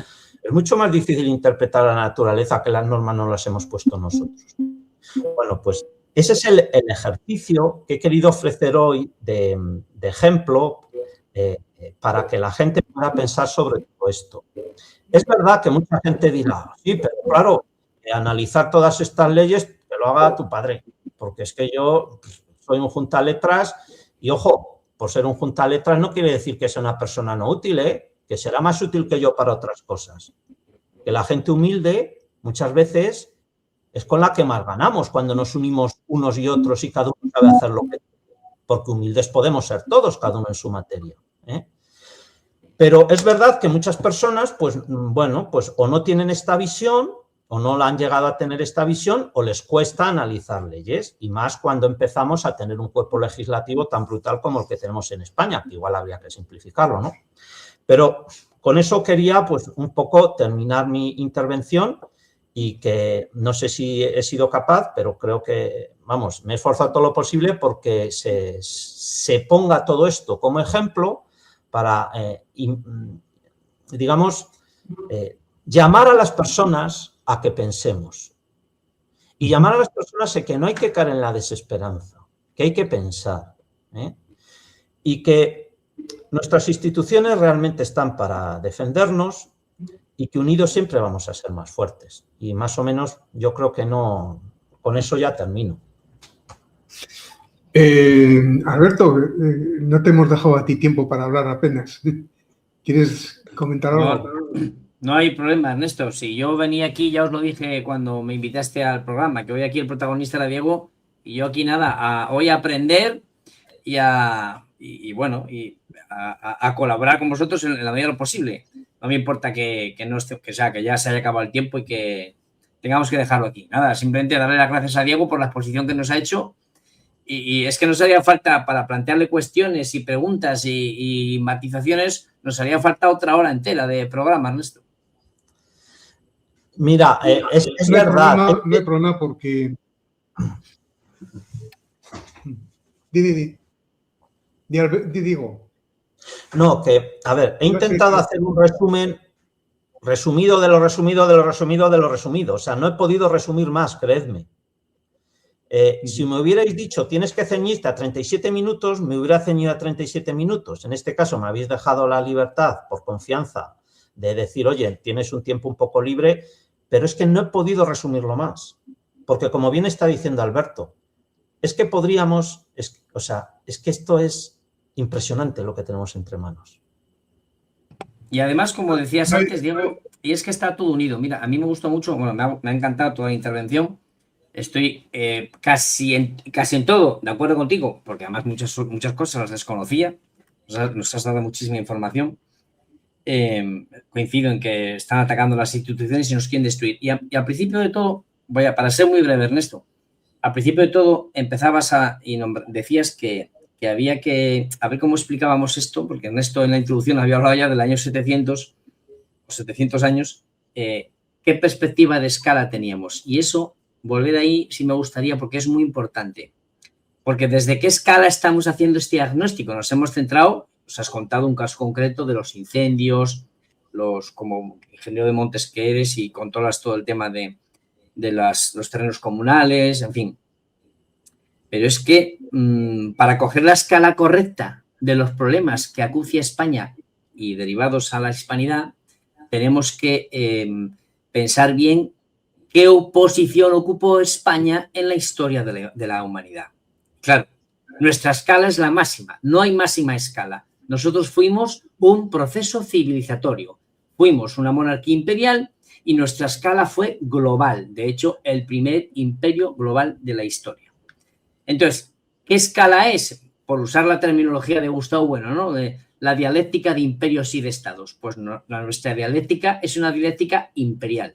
No hay más, porque hasta que se descubran los marcianos y lleguen y haya entonces una escala planetaria, o mejor dicho, interplanetaria, o intergaláctica, o lo que queráis, nuestra escala, la escala del imperio español, fue planetaria, fue global. Entonces, nuestros enemigos son globales. ¿Por qué fuimos una escala global? Pues porque fuimos una de las grandes civilizaciones que conformó la humanidad. No se entiende la historia de la humanidad sin la historia de España y de la hispanidad. Entonces, muchísimas naciones se han conformado, se han creado en contra de la hispanidad, en contra de lo español. Y por eso, todo esto que ha relatado magníficamente y brillantemente Diego, de cómo nos atacan, me encantó cuando decías que el 100% de los incendios seguramente fueran provocados por distintas facetas. Hay que pensar siempre en quién es el beneficiario. Porque llevamos décadas asistiendo a la venta sistemática de nuestra nación. Desde que llegó la democracia, eso es muy fácil porque a un político le compras. Estabas diciendo antes, desarrollando, quiénes eran los que tenían poder para determinar si un terreno podía volver, o sea, licencia de cambio de uso, todas estas cuestiones que has explicado. Y uno de los entes que pueden decidir eso era pues una comisión delegada del gobierno. Pero, a ver, esos que son 4 o 5 señores que pueden venir unas grandes empresas energéticas que son además propietarias, mejor dicho, pertenecen a fondos buitre con talonarios y allí ni bien común ni naranjas de la China. Allí se vota lo que quieran estos grandes fondos buitre, ¿no? Entonces, estamos perdiendo la soberanía, no solamente la alimentaria, sino la soberanía, la capacidad energética, de territorio, de suelo, militar. Hay un ataque a todas las instituciones. Coincido contigo, digo plenamente, quieren acabar con la monarquía. Yo soy el primero que muchas veces digo, me cabreo y digo, a ver, el rey, ¿para qué lo queremos? Tenía que dar un golpe en la mesa, pero la institución hay que protegerla. Quieren acabar con el ejército. ¿Por qué no se le deja al ejército hacer nada en Ceuta? Pues porque quieren denigrarlo. ¿Por qué no intervino en la gota fría en Valencia? Porque quieren que los españoles estemos en contra de todas las instituciones del Estado, que no del gobierno. Pero claro, tú preguntas a la gente, oye, ¿sabes la diferencia entre partidos políticos, gobierno y Estado? O nación, patria. No tienen ni idea. No tienen ni idea. Eso de los quintos y todo eso, habrá que explicarlo en comentarios lo que significa. Porque si lo ve alguien joven no lo va a entender.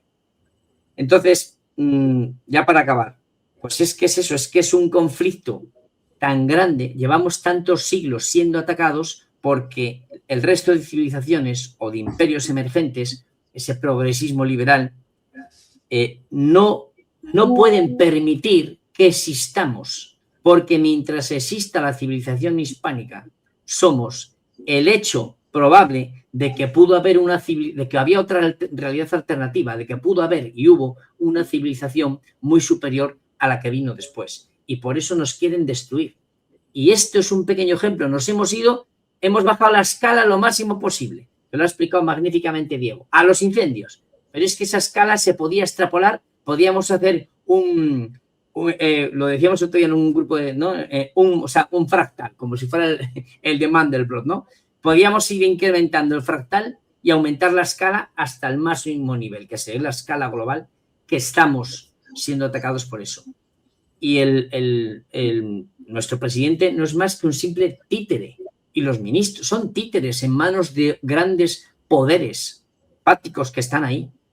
La culpa no la tiene Marruecos. Yo lo he dicho el otro día, que lo puse en el grupo, que el culpable de lo que está pasando en Ceuta, por venir a la actualidad ahora también, que no la tiene Marruecos, que Marruecos hace lo que tiene que hacer. Marruecos es una monarquía y tiene que mirar por el bien de sus súbditos, de mejor o peor manera. A ver, que se me entienda esto, yo no voy a defender yo a la monarquía marroquí, pero hace lo que tiene que hacer. El problema es que los que no hacemos, los que tenemos que hacer lo que hay que hacer, somos los españoles, en este caso, nuestro gobierno, que es el que gobierna en España.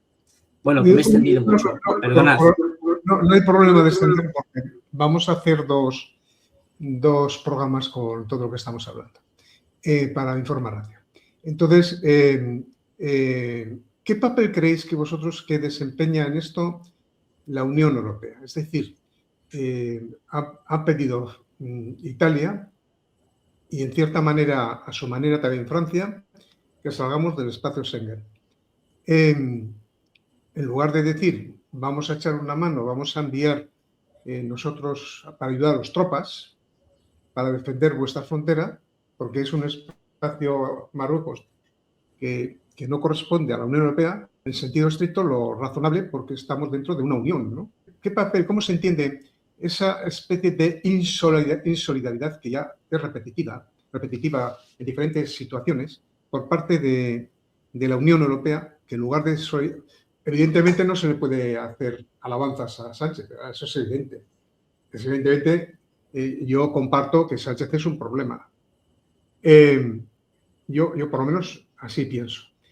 Pero ¿no sería más lógico que desde su perspectiva de socios nos echaran un cable?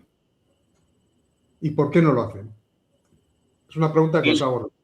Yo lo sé perfectamente. ¿A quién se lo preguntas? ¿A Diego o a mí o a los dos? A los dos.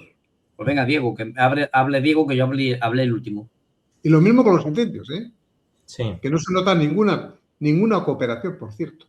Sí, vamos a ver. No, eso no es del todo cierto. Cuando entró el mando operativo en el nivel 3 en la Comunidad de Madrid y la Comunidad de Castilla y León, se pidió ayuda y os acordáis de lo que hizo Portugal, ¿no? Ah, sí. Pueblo Hermano puso inmediatamente medios. Entonces, no es exactamente eso. Es que, fíjate, yo lo que creo, esto es una opinión personal, no lo he analizado. Yo lo que creo es que la misma, digamos, confusión mental que tenemos nosotros, no la tenemos solo nosotros. También la tienen otros pueblos europeos. Y cuando se genera esa confusión, hay un refrán castellano que creo que lo conoceremos todos y seguramente esté en otras lenguas, ¿no? No solo castellana, ¿no? En español estará en... A río revuelto, ganancia de pescadores. Tú cuando has estado hablando del Foro de Sao Paulo y has, digamos, remarcado cuáles son sus estrategias, son esas, a río revuelto, ganancia de pescadores. Entonces, la Unión Europea también se está viendo como un río que hay que revolver. ¿Por qué? Porque ahí entran los que van con la caña, cada uno a su interés. Y claro que pueden hacer que se confundan los políticos. Si no están comprados, que no tienen por qué estarlo, que se confundan en las medidas a tomar.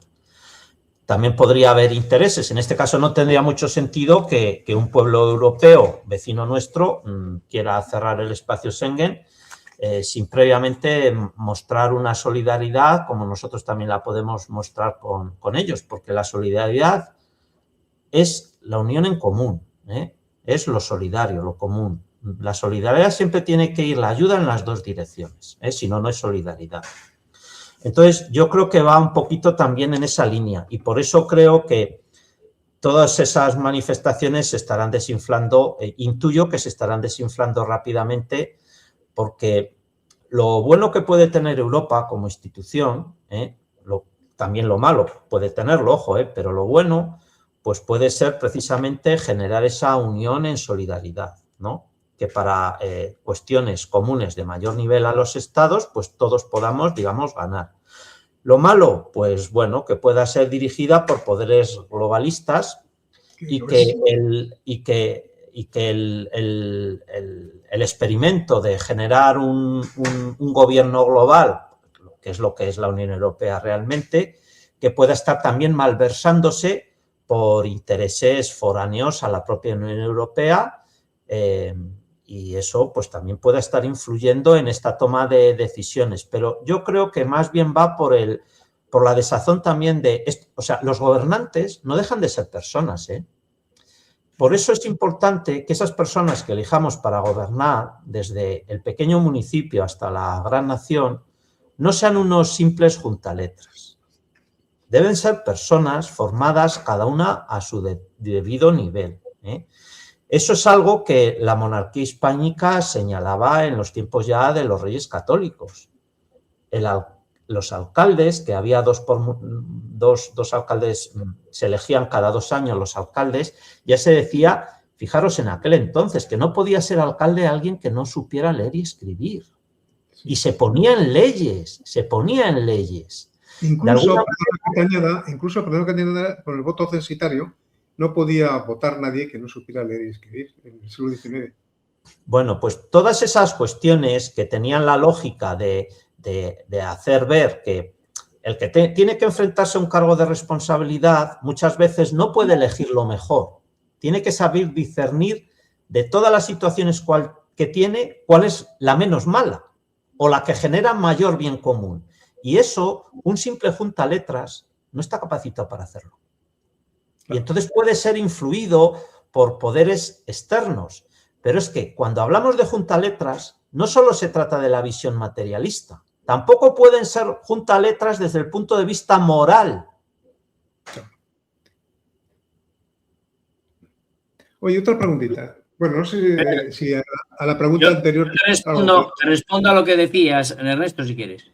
Sí, porque yo os voy a contar ahora brevemente, esto también es una opinión, es una teoría. Puede que esté en lo cierto o puede que no. A tu respuesta de que qué pensamos de si la Unión Europea nos puede salvar o si hay que pedir ayuda y tal y cual. Yo creo que España actualmente no necesita ayuda para absolutamente nada, pero para nada.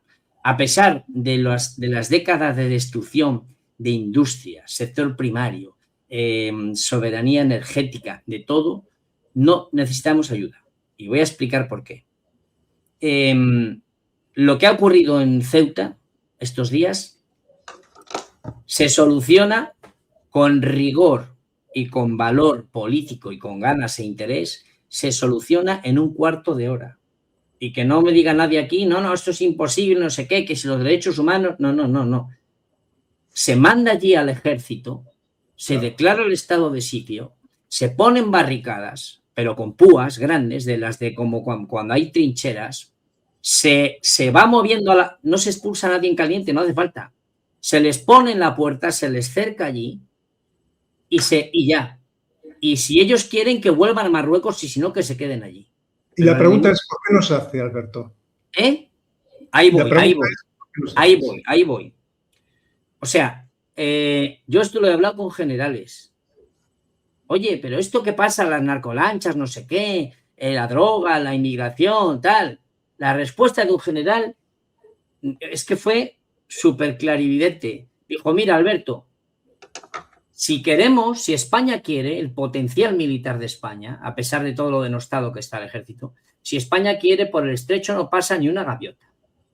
Entonces, que no me vengan a mí diciendo que es que tenemos que pedir ayuda. Y esto es un plan que está orquestado. Y ahí va mi teoría. Primer punto de la teoría.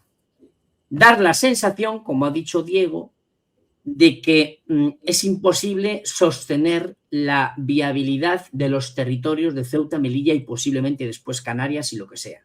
Igual que el de Gibraltar. Bueno, es otra cuestión. Dar la sensación de que no somos capaces de defender nuestro territorio, de que no podemos sustentar a la población. Es decir, generar desconfianza, desesperanza y enfrentamiento en la población, como está ocurriendo ya. Primer paso. Segundo paso, o mejor dicho, ¿cómo se hace esto? Lo estamos viendo. Asaltos de inmigración ilegal, descontrolada. El ejército está allí, aparece, pero no está, pero no hace nada. No se dispara. ¿Habéis visto tanquetas de esas de agua que dan en las manifestaciones en todos lados? No estaban en ningún lado en Ceuta. Ningún lado. ni dando palos. Los palos se los daban a los ceutíes. Es decir, primer punto, no podemos hacer esto. 60.000 personas, eso es imposible humanamente de pararlo. Bueno, eso lo dirás tú que es imposible. No quieres hacerlo. Exacto. Entonces, segundo punto, una vez que está todo fuera de control, la gente tiene miedo, entonces ve que no hay solución, que el gobierno no puede o nos hace creer que no puede, porque todo esto está pactado entre Rabat y Madrid, esto está pactado, o sea, Sánchez y es un simple pelele, está orquestando lo que nos han dicho en Bruselas, como decía Diego, o donde fuera, o Estados Unidos o Israel, cualquiera. Una vez que estás convenciendo a la población de que no puedes con esto, aunque ahora se pare, esto continuará y después habrá otra invasión y dentro de 2 meses será en Canarias o en Melilla o donde fuera y así durante unas cuantas veces. Entonces ya empezarán a dejar nuestros políticos, nuestro amado líder, el gorrión feliz, empezará a dejar caer la idea de que quizás, aunque son plazas soberanas, no son colonias, son plazas soberanas desde 1500 y ahí estamos los hispanistas, venga, ahí a llenar las redes, fueron a España, fueron no sé qué, pero que eso da igual, señores, desde cuando sea, que las cosas se hacen porque se puede y ya está. Entonces empezarán a dejar caer la idea de que a lo mejor una cosoberanía con Marruecos, puesto que estos estaban allí, sería lo mejor para que la población de esas comunidades vivieran en paz, que al final es lo que quiere la gente, que no hubiera problemas, que no hubiera disturbios, que no hubiera inmigración, porque al ser cosoberano Marruecos, pues ya iban todo a estar mucho más tranquilo. Segundo paso, pasan más cosas, empieza a estabilizarse todo, la gente vive muy bien, no sé, oye, con Marruecos mira qué bien se está, cosoberano tal y cual. Tercer punto, bueno, pues ya que somos los cosoberanos, pues habrá que tener una resolución de la ONU o lo que sea, o un proyecto de autodeterminación de la nación, vete a saber qué se sacan de la manga y al final ya perdemos la soberanía y la propiedad sobre esos territorios y ya pasa directamente a Marruecos. Y ese será el tercer punto. Y esto está orquestado. Vamos, yo lo veo clarísimo. Ojalá que me equivoque. Pero después de esas plazas vendrá las Canarias y ya está. Y seguiremos sin hacer nada y poco a poco nos han ido poniendo puertas al campo. Nos voy a contar la fábula de estos animales que están en un campo, les das de comer, un día pones una valla, siguen viniendo, otro día cierras por el norte, siguen viniendo y al final has metido a una pila de animales que les has dado alimentos y les has encerrado. Y eso están haciendo con nosotros. Es un plan orquestado a largo plazo y no lo vemos. Y seguimos cayendo, como decía Diego, en el error de enfrentarnos, atacar las instituciones y no hacer nada porque no sabemos muy bien qué hacer. Sí sabemos qué hacer, por lo menos darnos cuenta de cuál es su plan. Pero bueno, esto nada más es una teoría personal, que puedo estar equivocado o no. Yo comparto esa teoría también. Bueno, sí, pues nada, digo, sí, tú, por favor. No, sí, a ver, esa teoría es viable, no se puede negar, y ni siquiera es conspiranoica. ¿Por qué? Porque se está hablando con claridad, la has expuesto con claridad. Aquí no hay ningún, digamos, escúchame al oído, ¿no? Que es un poco por lo que la expresión de conspiranoico, que inicialmente no era un oírme al oído, pero con la práctica se convirtió en un oírme al oído, hoy se dice que conspiranoico es aquel que habla al oído, ¿no? No, conspiranoico viene de conspirar, respirar juntos. Correcto. Y ahí viene conspiranoico, de conspirar.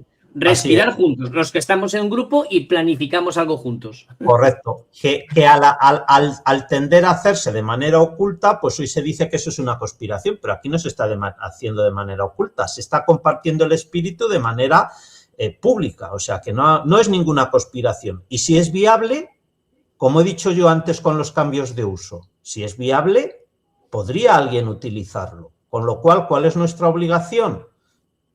Cerrar la puerta, defenderlo.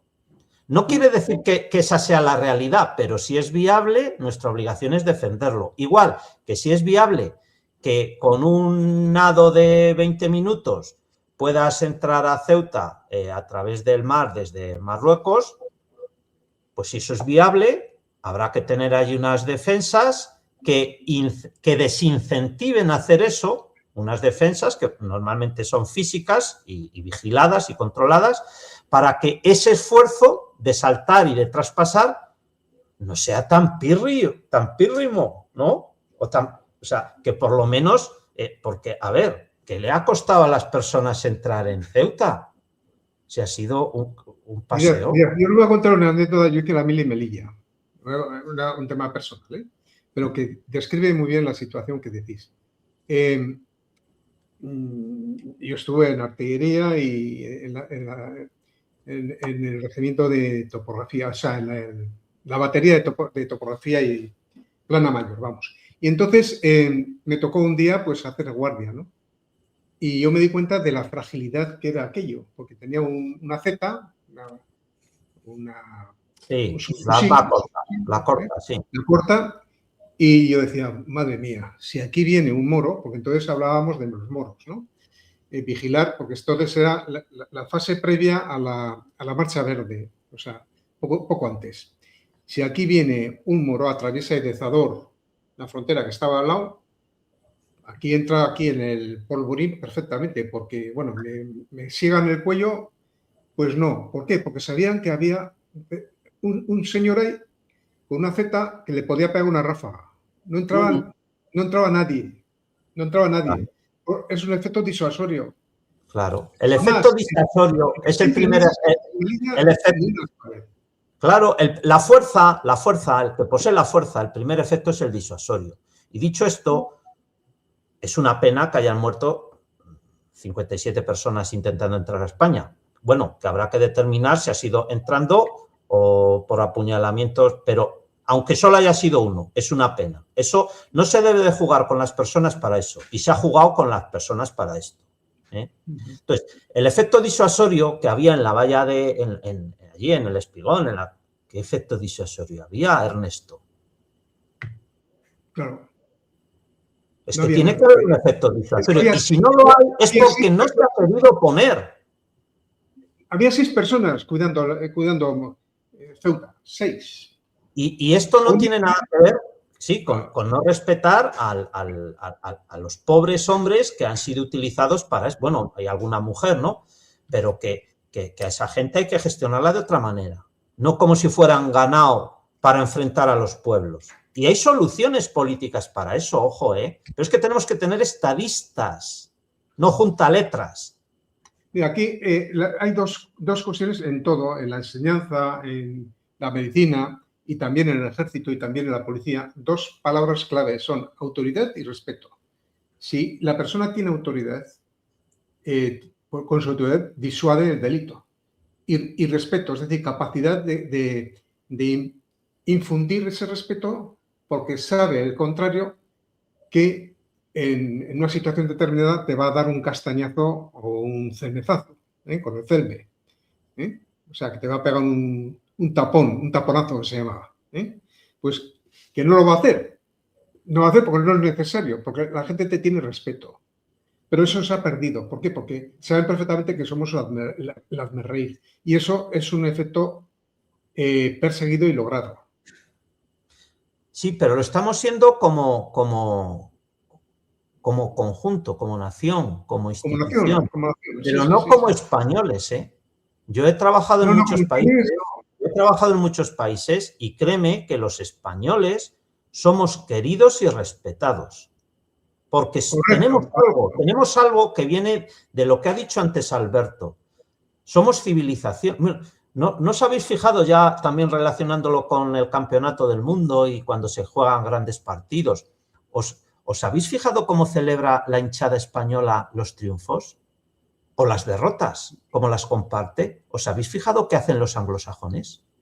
¿Y los nórdicos? Que parecen salvajes. Claro. ¿¿Habéis visto la diferencia en las hinchadas de la española a las otras, cómo se comportan? En grupo, en grupo. Eso es fruto de lo que ha explicado Alberto antes. Y está metido en nuestro ADN como pueblo. Y de ahí da igual que seas vasco, que seas castellano, que seas catalán, que seas andaluz. Es que da igual. Es que somos lo mismo. Y os lo digo habiendo viajado y habiendo estado y también en España, en distintas comunidades. O sea, créeme, yo no saco otra conclusión. Yo lo que saco es que hay una estrategia, como bien ha planteado antes Ernesto. A río revuelto, ganancia pescadores. ¿Qué tenemos que hacer los peces del río? Evitar que nos metan la carga eléctrica cerca. Y si hay que salir del río para hablar fuera en la orilla y ver quién nos está metiendo la carga eléctrica, salgamos del río, pongamos en común la discusión, pongamos en común la solución y veamos quién nos está queriendo revolver. Que ahí está nuestro enemigo común, en ese que está metiendo la carga eléctrica en el río para luego pescarnos después de revueltos. Bueno, amigos, ahora sí que voy a tener que acabar el programa porque ya tengo para 2 programas, pero ya 3 serían demasiados. Pues muchísimas gracias. Gracias a ti, Ernesto, siempre por invitarnos. Un placer.